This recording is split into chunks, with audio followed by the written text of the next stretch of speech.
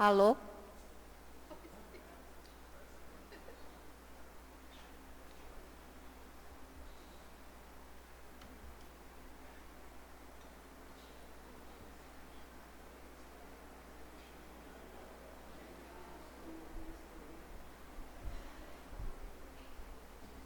Pode ir. Boa tarde. Então, vamos começar os nossos trabalhos, o nosso estudo de hoje à tarde, do Livro dos Espíritos. E antes de começarmos, faremos a leitura, então, da mensagem recebida nessa semana passada. Meus irmãos, que a paz de nosso Senhor Jesus Cristo envolva os vossos corações, elevem os vossos pensamentos. Até quando irão imaginar sempre o Pai punitivo? Por mais que a sabedoria e a razão demonstrem um Pai ensinado por Jesus, o Pai de amor, de misericórdia, mas também o Pai justo. E justiça não significa o castigo, a dor. Justiça significa aprendizado.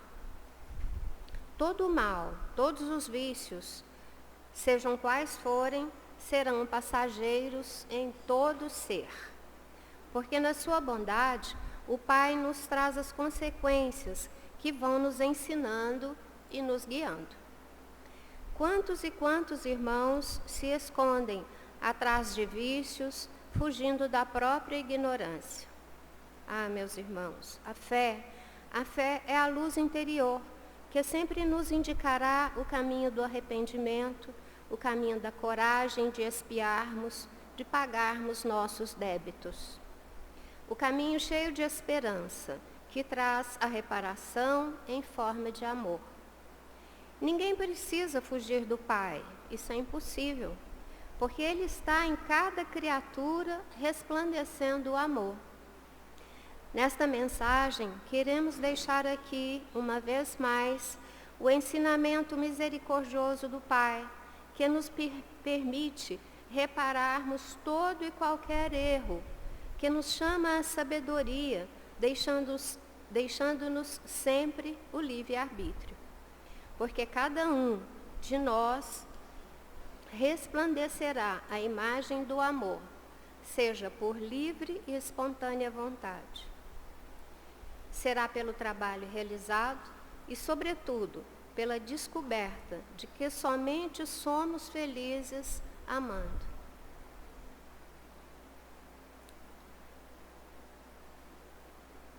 Continuando a elevar o nosso pensamento a Deus, depois dessa mensagem que nos leva ao Pai, que nos leva à certeza de que temos a Sua presença junto de nós, sempre, a nos resplandecer de amor.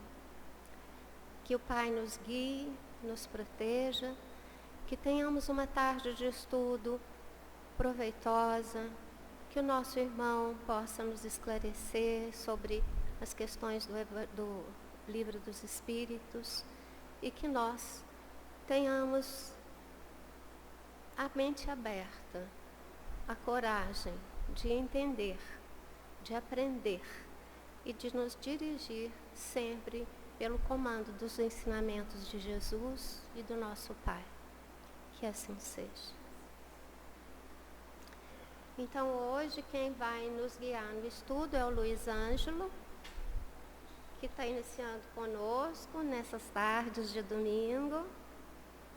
E nós vamos, então, continuamos na Lei de Adoração, no capítulo 2, e iniciaremos hoje na questão 672. Luiz Ângelo.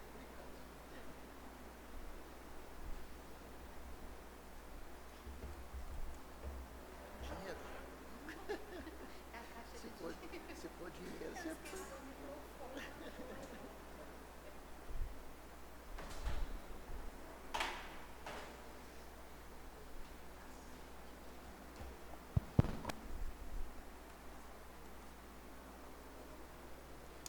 Se for dinheiro, você divide comigo, tá? Boa tarde, meus irmãos, boa tarde a todos.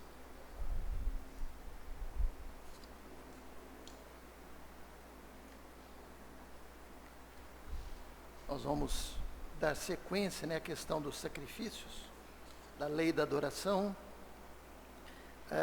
na questão 672. Eu vejo que às vezes vocês estão sem os livros em mãos.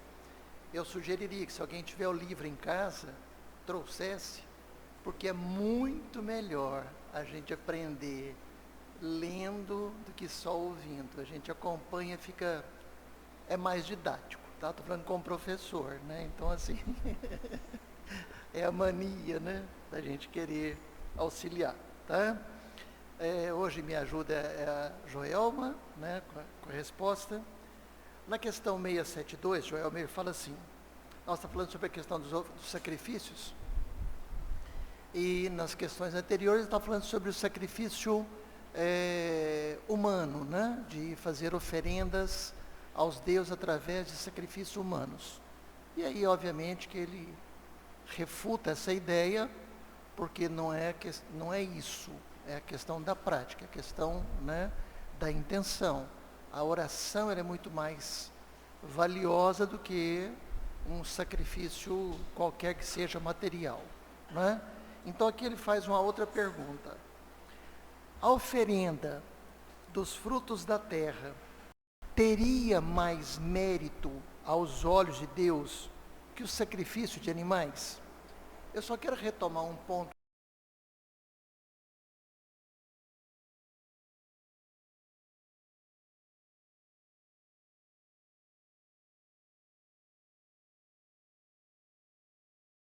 Muita questão do sangue, né? Que a Joelma abordou na última questão também, a questão do sangue faz muito sentido, né? No sentido da vida. Quando você tenta falar sobre os frutos da terra, você não está envolvendo o sangue. Você está envolvendo uma plantação, uma produção, uma raiz, um tubérculo, alguma coisa assim. Mas, de qualquer forma, é uma materialidade. É algo material. E nós sabemos muito bem que tanto o Espírito quanto, vamos dizer assim, Deus não se alimenta como nós. Não tem essa questão da alimentação física. Mas acreditava-se que essas oferendas poderiam agradá-los. Então vamos ver a resposta. Já vos respondi ao dizer que Deus julgaria a intenção e que o fato em si teria pouca importância para ele. Seria evidentemente mais agradável a Deus a oferenda de frutos da terra que a de sangue das vítimas. Como vos dissemos e repetimos sempre, a prece, dita do fundo do coração, é 100 vezes mais agradável a Deus que todas as oferendas que lhe pudesseis fazer. Repito que a intenção é tudo e o fato nada. Ótimo, obrigado, Joelma. Vamos refletir sobre isso. Uma pessoa que peça a Deus por alguma situação, né? Peça por um parente, peça por um animalzinho, peça por uma situação financeira, por alguma situação. Normalmente a gente pede muito aos nossos familiares, aos nossos entes queridos, principalmente na questão da saúde, da harmonia, da paz, né, do equilíbrio, né, da concórdia, né, de algum evento que a pessoa esteja participando, que ela precise de estar bem disposta para aquele momento. Aí a pessoa vai e faz uma oferenda. Ela oferece algo, não é? Ela está oferecendo algo material. É quando fizesse uma troca, uma barganha. Então nós estamos barganhando com Deus. É como se estivesse subornando a situação, não é? E aqui ele está dizendo que, olha, não é a forma, mas a intenção. Uma oração bem feita, uma oração bem sentida do coração, não é aquela oração, né, decorada, falada, longa, repetidas vezes, em tom muito alto, fica parecendo até que Deus é surdo, né? Porque a pessoa grita tanto, não é? Silenciosamente, nós já sabemos que a comunicação nossa com os espíritos é através do pensamento. Uma intenção, um pensamento, um sentimento, ele vai ter muito mais validade do que uma oferenda, seja ela de sacrifício humano, seja ela de animal, seja ela de um produto da terra, não é? E aqui eu quero fazer um comentário assim muito paralelo sobre as várias oferendas que existem ainda hoje em nossos dias, não é? Tem religiões que oferecem produtos, né, animais. Outros oferecem dinheiro. De qualquer forma, é oferenda, mas uma oferenda no sentido da barganha. E aí, outro dia eu estava assistindo a uma entrevista, e um dos depoentes dizia que era obrigatório que as pessoas contribuíssem para a religião, no mínimo os 10%. Se quisesse dar a mais, poderia, aí já seria um investimento. Ele usou esse termo, seria um investimento. Nós estamos vendo, e eu acho que é por isso que é importante o estudo e o conhecimento doutrinário, não é para nós criticarmos religião A, B, C ou D, ou principalmente a nossa, não é isso. Por favor, não entendam isso, ou não entendam dessa maneira. Vamos entender à luz da doutrina. Quando a gente for pedir algo por alguém, para alguém, por alguma situação, peçamos com o coração, peçamos intencionalmente, porque é o que vai valer. Nenhuma oferenda, nada, isso não vai servir, isso não vai ter validade. Mesmo que a pessoa faça com a melhor das intenções, a intenção do coração terá suplantado, superado, valido mais do que aquele objeto, aquele valor ou qualquer outra situação. Então, sejamos bons na oração, no sentido de saber o que pedir, como pedir, perdoar, amar. Nós vimos aqui a leitura da mensagem inicial sobre isso. A questão do amor, né? Do respeito, da consideração. Isso são orações, pequenas orações diárias. São pequenos gestos de respeito e de proximidade com Deus. Você pode fazer uma pergunta? Se não for me deixar constrangido, pode, porque eu já falei, que eu já estudei só essa parte.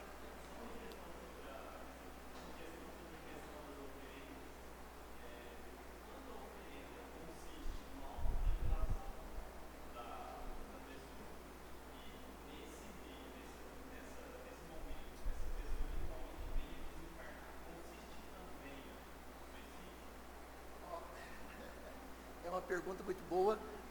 Eu costumo falar para a Joelma, ó, isso a gente vai ver mais para frente. É a resposta que o professor dá quando ele diz a gente apertar. Não, isso é uma matéria que vai ver mais para frente, né?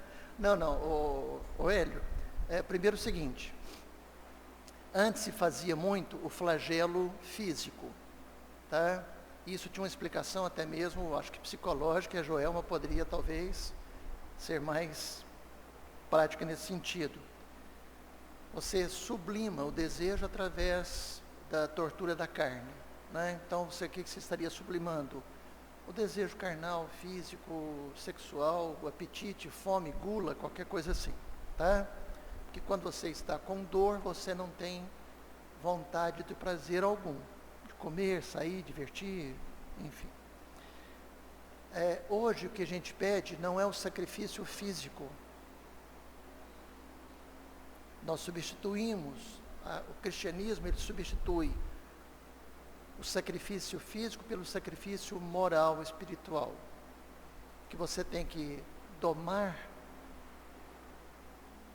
as suas intenções, os seus gestos, as suas ações, o seu pensamento, né, as suas palavras.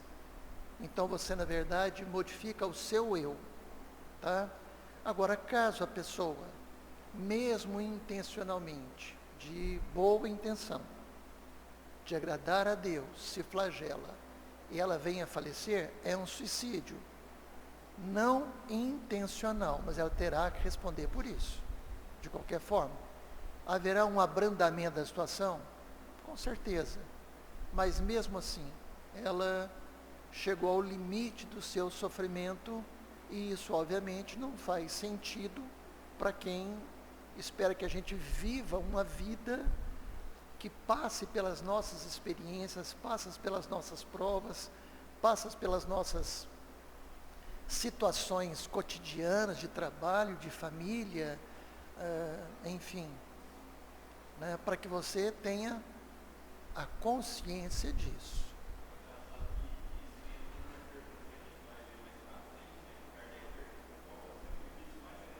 Sim, sim, sim. Então, por isso que eu estou te falando.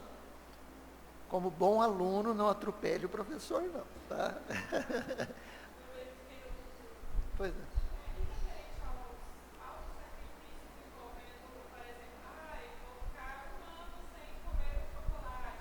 Isso.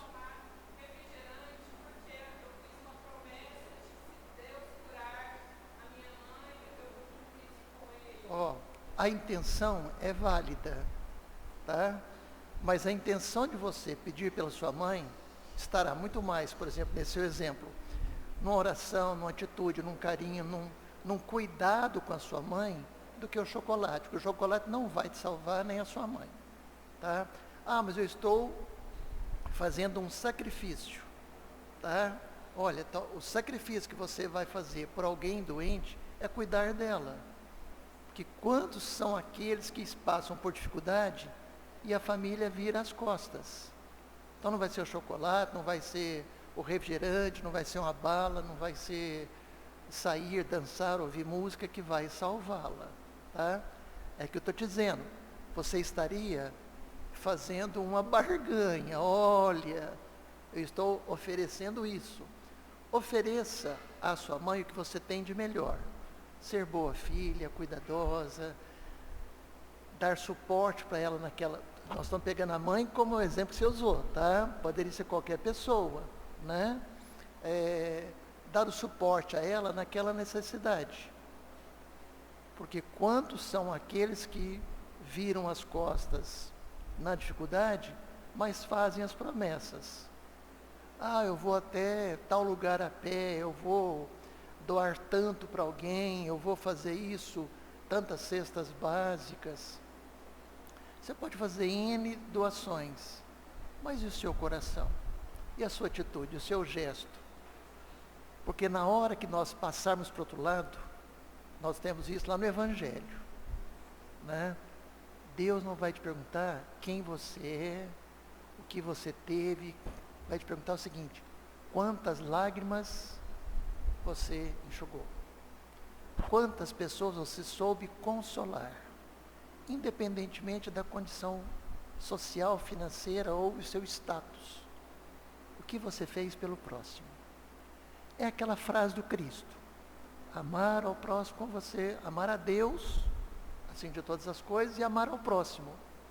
Agora, deixando de comer algo, doando algo, mesmo que você ame, você está fazendo uma doação, para quem está recebendo é ótimo, mas e a sua intenção?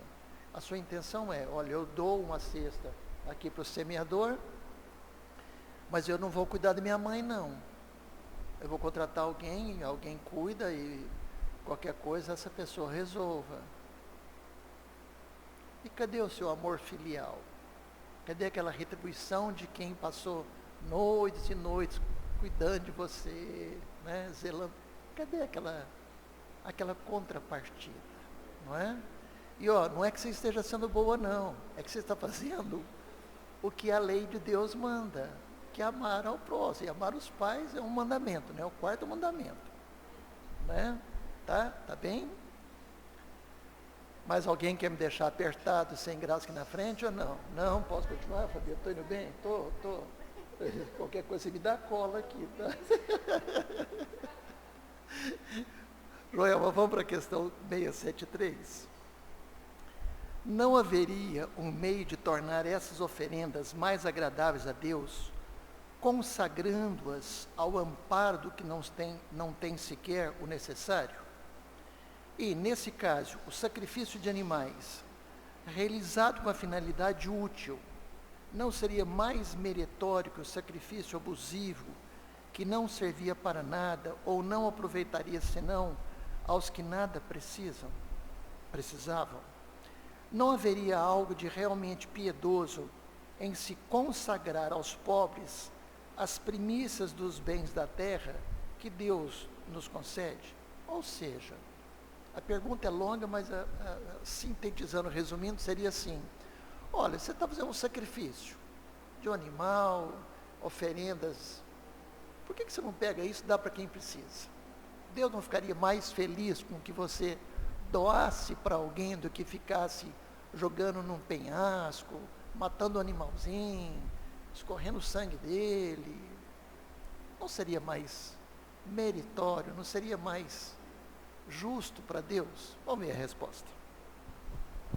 Deus abençoa sempre os que praticam o bem.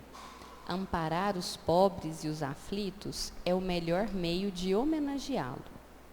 Já vos disse, por isso mesmo, que Deus desaprova as cerimônias que fazeis para as vossas preces, pois há muito dinheiro que poderia ser empregado mais utilmente. O homem que se prende à exterioridade e não ao coração é um espírito de vista estreita. Julgai se Deus deve importar-se mais com a forma do que com o fundo. Olha, os espíritos são bem didáticos, né? Então é bom que a gente aprende rapidinho, não é? Embora tenha alguns alunos que ficam fazendo perguntas difíceis para a gente, né? Mas assim, a resposta é bem clara.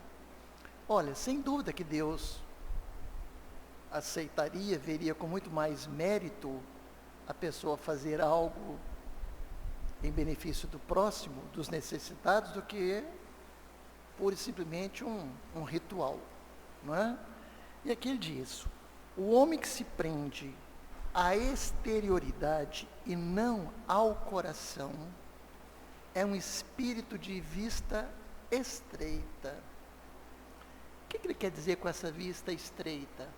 É que não está enxergando o futuro, não está enxergando o longe, não está enxergando o horizonte. Ele está enxergando o imediato. Ele está enxergando o aqui e agora.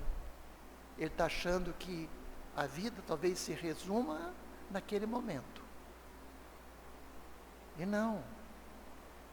Nós temos que ter uma visão mais ampla da coisa, mais ampliada, mais longa. A pessoa que se prende à exterioridade, e aí vocês vão me permitir fazer uma comparação dentro da nossa casa. Nós não temos, né, nenhum fato de exteriorização aqui. Nós temos aqui o estudo, o livro, nós temos Kardec em nossas mãos, nós temos Jesus, nós temos os espíritos. Essa casa é uma casa dos espíritos, porque é uma casa espírita, e nós somos espíritos encarnados. É uma casa dos espíritos que nos assistem, nos orientam. Então, nós temos essa noção de que nós estamos num ambiente onde nós não temos a exteriorização de nada. Nós temos a compreensão para que nós nos sensibilizemos. E como foi feita a pergunta do Hélio, o que nós queremos que seja transformado? O nosso eu, o nosso sentimento, né? A nossa percepção do mundo. Porque quando a pessoa ela se apega demais aos valores estereotipados, né? Os valores exteriorizados, os valores ritualísticos, ela se prende tanto àquilo, que aquilo passa a ter muito mais valor do que a própria palavra. Não é? Então, aí nós não conseguimos sensibilizar. Enfim. Agora aqui ele diz que Deus, ele volta a insistir, né? Que Deus deve importar-se muito mais com a forma do que com o fundo. Né? Se a gente pensar nessa questão, eu vou citar com vocês uma passagem da Madre Teresa de Calcutá. Quando ela foi receber o prêmio, né, Nobel da Paz, e ela, tadinha, muito humilde, não? Uma pessoa muito simples, uma pessoa de uma caridade tremenda, e sempre que a gente estuda, eu já li algumas vezes a biografia dela, eu me surpreendo cada vez mais com a beleza daquela mulher, né? E quando foram homenageá-la, tinha aquele jantar, aquela coisa toda, ela assim, gente, por favor, não façam nada disso não, é muito gasto, é muito dinheiro. Se vocês me derem esse dinheiro, eu alimento alguns milhares de pessoas lá na Índia. Então vocês poupam aí esse requinte e me dá o dinheiro que eu... E assim foi feito. Ela dispensou todo aquele cerimonial, toda aquela, né? Vamos dizer assim, aquilo que poderia até causar nela orgulho, né? A vaidade. O que ela falou? Não, tem gente precisando lá em casa, né? Eu vou para casa com esse dinheirinho na mão que dá mais certo, né? Tem outra passagem dela que eu acho linda, que não está ligada a esse contexto, não, mas eu acho essa passagem maravilhosa. Ela, andando pelas ruas, viu um leproso, né? Um mendigo leproso, todo machucado, ferido, sangrando, cheio de mosquito nele. Ele já sabia que ali era os últimos momentos dele. Ela foi lá, pegou uma bacinha de pano, limpou, enxugou, refrescou ele, deu água para ele, beijou ele e acariciou ele no ombro. E logo, minutos depois, ele veio a falecer. E aí um senhor passando por ela, falou assim, nossa, que nojo. Por dinheiro no mundo eu daria banho nesse indigente. Ela falou assim, nem eu, somente por amor. Né? São pessoas de uma grandeza que a gente vai vendo a diferença da postura, a intenção. Né? Dá tempo ainda, Fabiana? Dá? Até 15 para 6. Obrigado. Gente, eu estou autorizado aqui pela diretora e até 15 para 6. Né? Joelma, capítulo 3, Lei do Trabalho, item 1, necessidade do trabalho. Questão 674. A necessidade do trabalho é uma lei da natureza.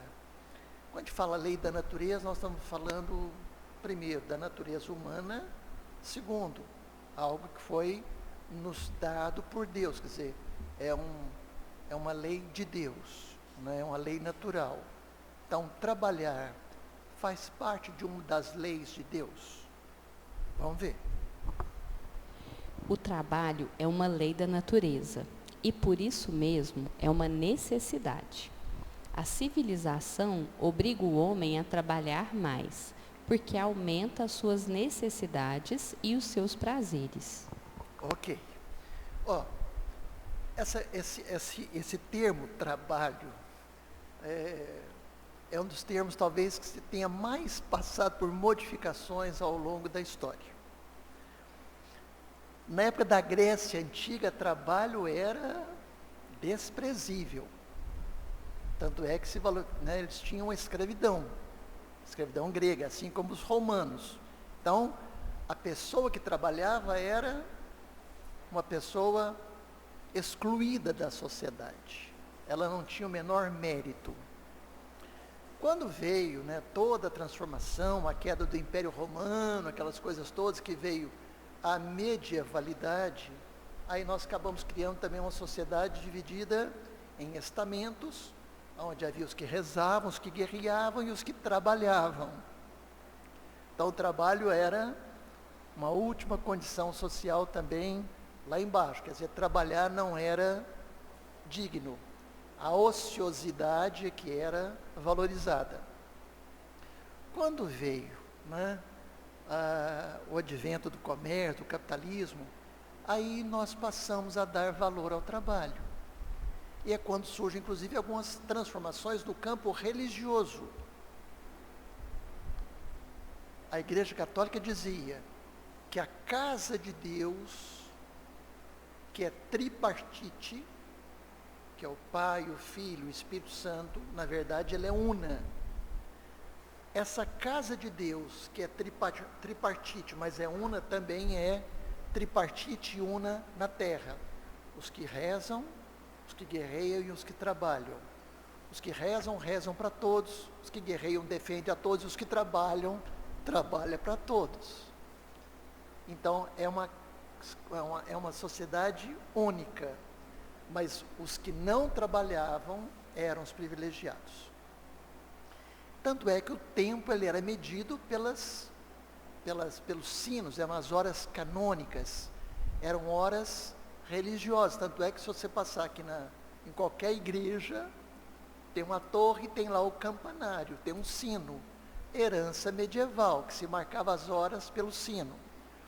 Quando vem o comércio, a cidade, aí nós passamos a criar o relógio mecânico.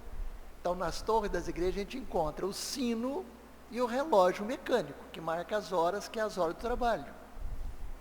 E aí veio um reformista chamado John Calvino, que baseado em Santo Agostinho vai nos dizer que Deus predestinou ao homem, a cada um de nós, uma vocação, vocatio.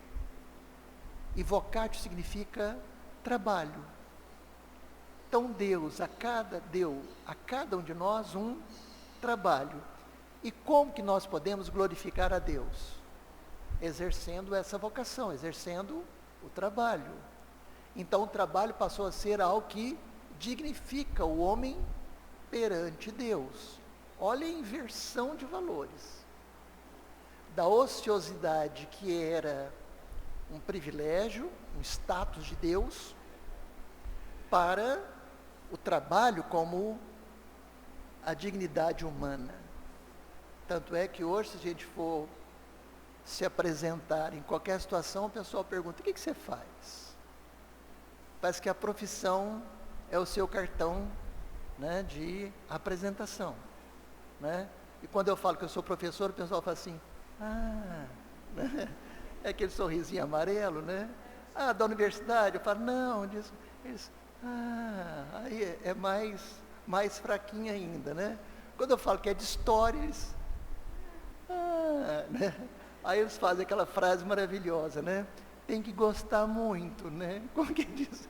É tão ruim que alguém tem que gostar, né? Mas o trabalho acaba sendo essa referência da nossa sociedade, né? Para vocês terem noção da importância dessa pergunta no campo religioso, tá? Filosoficamente falando, sociologicamente falando, o trabalho sempre foi alvo de estudo. No século XVIII, os pensadores liberais, dentre eles o famoso chamado Adam Smith, diziam que o trabalho é a fonte de toda a riqueza das nações. É através do trabalho que as nações progridem. Então criou-se a noção de progresso, a noção de trabalho. Se progresso e trabalho andam junto, então quem não trabalha é uma sociedade que não progride. Aí critica-se os índios. Então você acaba criando a contra-imagem negativa. Então você tem a negatividade. O trabalho é a positividade. Não trabalhar ou a ociosidade ou o não trabalho da nossa sociedade é o contraponto, né? É o negativo. Marx fez toda a sua teoria em cima do trabalho. E nós vamos chegar a falar dele aqui. O próprio livro fala, o Livro dos Espíritos fala de Marx, né? Enfim, o trabalho é uma referência. E aqui o que ele diz? Que o trabalho é uma lei da natureza, é uma lei imposta por Deus. O homem necessita trabalhar até por sua questão física. Nós não somos seres, autótrofos, que fabricam seu próprio alimento, como as plantas. Nós somos seres que precisam retirar energia de outras fontes para manter a nossa. E nós sabemos que a nossa energia vem até mesmo dos passes. Não é? Então, nós precisamos dessa energia. Por isso, o que a gente faz? Trabalha. Mas o trabalho acabou virando não só uma necessidade, como ela é desde os primórdios da humanidade, mas acabou virando uma obsessão, trabalhar para enriquecer. E aí nós fomos criando outras necessidades além do próprio trabalho. Não é? Outro dia eu recebi um desses vídeos que dizia assim, uma pessoa supostamente teve uma conversa com Deus. E na verdade esse vídeo foi uma montagem de várias situações. Um deles foi do Dalai Lama, que ele tem uma frase que eu acho que é fantástica. O homem passa a vida toda trabalhando para acumular riqueza. E no final da vida, gasta tudo que acumulou para tentar salvar a sua vida. Né? Então, é aquela velha questão. Eu trabalho para viver ou eu vivo para trabalhar? Não é? Quantas e quantas pessoas fazem a reflexão no final de vida, se eu pudesse voltar no tempo, eu trabalharia menos, eu veria mais o pôr do sol, eu passearia mais com a minha família. Eu particularmente já vi muitas declarações assim. Nós temos consciência disso. As pessoas não o fazem porque não querem, porque estão priorizando outros valores. Não é? Nós estamos aqui num domingo à tarde. A gente pode estar com a casa cheia, concorda? Mas as pessoas estão ou recompondo as suas energias do semana de trabalho, ou algumas estão trabalhando, ou outras precisam se divertir para recompor essas energias, porque o trabalho toma isso da gente, não é? É a questão de nós estarmos ligados à materialidade e não estamos nos preparando à espiritualidade. É aquilo que o Kardec disse que na visão, os espíritos disseram, né? É uma visão estreita do mundo. Né? Agora, a civilização obriga o homem a trabalhar mais. Você quer ter o carro do ano, você quer ter a roupa do ano, você quer ter o celular do ano, você quer ter, a melhor casa, no melhor condomínio, no melhor conforto, na melhor comida, no melhor restaurante. E eu tive um colega, que eu também já citei isso aqui algumas vezes, que depois que me ocorreu, o diagnóstico da doença, essa frase dele para mim foi muito, muito precisa. Ele no hospital, na cama, um tratamento de quimioterapia já em fase terminal, e ele diz para o irmão dele assim, olha, eu passei a vida inteira trabalhando para eu poder comprar o carro do ano, para eu poder viajar, para eu poder ter as coisas. Eu queria ter saúde para botar um short, um tênis e andar pela rua. Eu queria poder andar. Acho que a gente tem que começar a repensar nossos valores. Nessa questão da civilização que obriga o homem a trabalhar. No Brasil nós somos não, porque eu não faço parte desse grupo, mas são 5 pessoas 5 que detêm mais da metade da fortuna de toda a civilização, toda a população brasileira. 5 pessoas. 5 pessoas possuem uma fortuna maior que a maioria da população do Brasil. Isso prova o tanto nós ainda estamos ligados à materialidade. Quer mais uma? Mais uma, Joel. A saideira é 675. Só podemos entender por trabalho, senão as ocupações materiais. Ou seja, o que você faz? Porque o trabalho é uma necessidade que a gente produz, é energia que a gente desprende para transformar algo para as nossas necessidades. Então, a gente trabalha como advogado, dentista, juiz, como professor, como psicólogo, como médico, para a gente pegar aquilo e conseguir o que a gente precisa. Ou a pessoa que lá no campo trabalha produzindo, plantando, né? Será que é só esse trabalho material que a gente deve considerar como trabalho? Não, o espírito também trabalha, como o corpo. Toda ocupação útil é trabalho. Opa, obrigado, Joelma. Toda ocupação útil é uma noção que a gente acabou de falar agora há pouco, vem lá do movimento reformista religioso, tempo útil e tempo ocioso. Né? Aqui da utilidade é que aquilo que você faz é em benefício do próximo. O que você faz em termos, né, que você realiza com o propósito de melhorar a vida do outro, você obviamente também está depurando o seu espírito. Não é? O espírito também aperfeiçoa com o trabalho. E por quê? Porque à medida que você se depara com situações de problema, ele vai requerer o quê? Soluções. Então o seu espírito também se aperfeiçoa. Não é? Eu vou citar um exemplo em homenagem a Joelma, que foi a minha leitora de hoje. Então vai uma homenagem para os psicólogos. Vocês já ouviram falar da síndrome da parte amputada? É a síndrome, né, quando a pessoa perde uma parte do corpo, ela tem a sensação de que aquela parte do corpo continua existindo. Né? Então ela sente as mesmas coisas como se você tivesse com aquela parte. E teve um jovem que perdeu uma mão. E ele sentia que a mão dele estava fechada, ele não conseguia abrir a mão, mas que as unhas continuavam crescendo, então ele sentia a dor das unhas machucando a carne dele. E ele fez tratamento, fez regressão,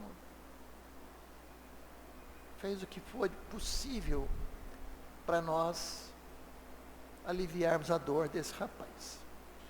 Até que um psicólogo teve uma ideia genial. Ele, mexendo numa gaveta, e ele viu um espelho.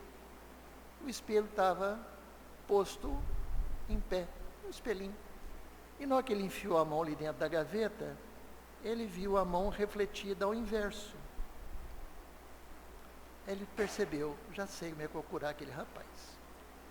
Ele fez uma caixa fechada, escura, colocou um espelho ali dentro, uma posição, né, vertical, colocou dois buracos, nem que a gente vê em revelação de filme para quem é dentista, que o pessoal vai revelar aqueles filmes, né, de dentista, quando tira o dente ali.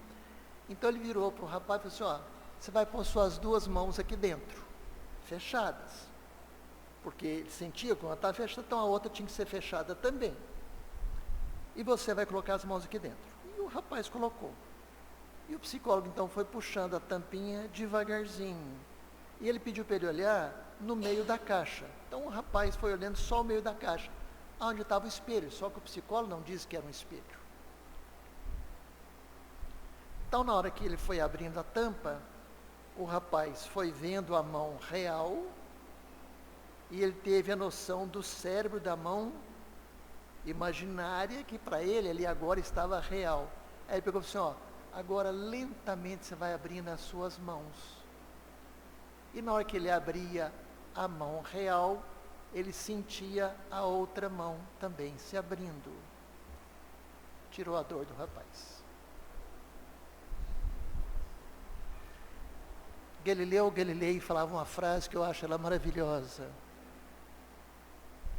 Eu insisto que o verdadeiro papel da ciência é aliviar a miséria da existência humana.